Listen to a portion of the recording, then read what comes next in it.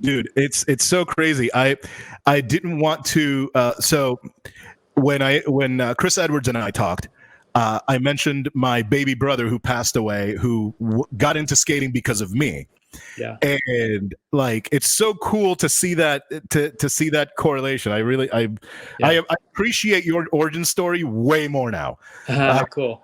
Well, I'm sorry to hear about your baby brother. That's tough. Yeah, man. But you know, he was a way better skater than I was. Holy crap, dude. This kid killed it.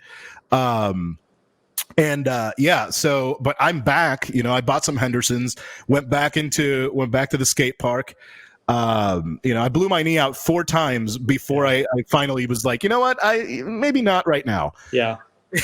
And then I went back and I literally didn't know what to buy. Yeah. As far as I just went on Roller Warehouse and I was like, I found Derek Henderson and I was like, oh shit, okay, cool. Yeah, sick. That dude is a beast. Yeah, Derek Henderson's rad. Beast. Very burly. Yeah, and so that's what got me into it, back into it. But I originally saw you in the, you know, was it 97 or 98 X Games? What X Games was it? There were. So I just had to write a bio for myself.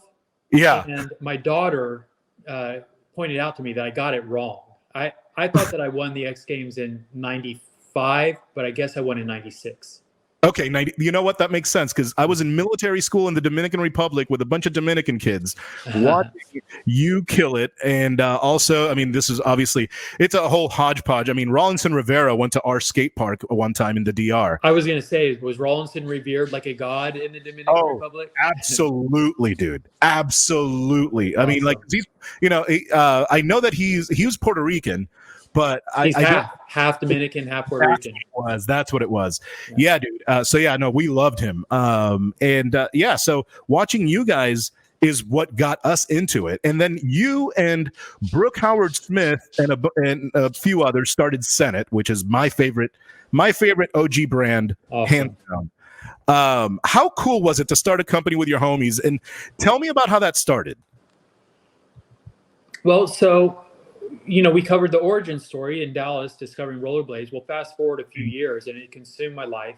And it was, you know, and I thought that I'd gotten pretty good at it. And I graduated high school, went to college in Austin, but all I was doing was skating. I mean, I was flunking every class.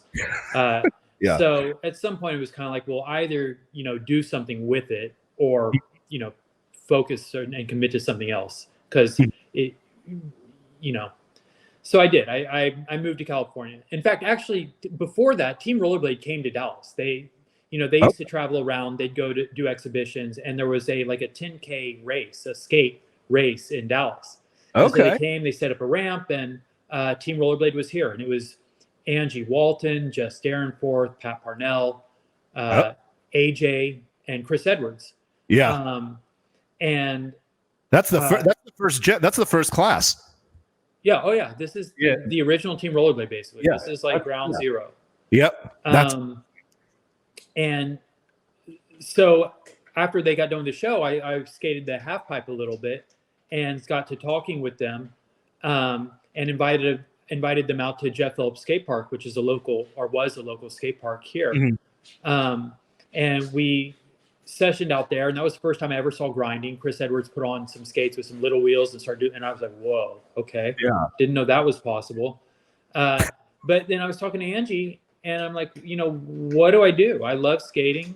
How do I make a living? How do I do what you guys are doing? And she's like, the only way to do it is to be in California, because that's the only place where you can make a living skating, because that's where the shows are. That's where the sponsors are.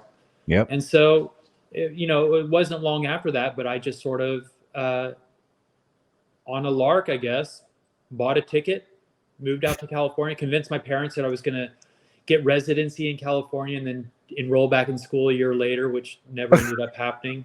But in my defense, in the intervening year, you know, I won the first National Inline Skate Series championships, and the X Games was a couple of years after that. So things worked out as far as skating went. But so then once I'm out in California, that's, you know, once you're in California, that's how I got plugged into kind of the scene, the professional scene out there, started getting shows. And I met Brooke Howard Smith, who had done a very similar thing to me the year before. In fact, anyone who had an interest in rollerblading back then, you kind of had to migrate to California. So a lot of people were doing this.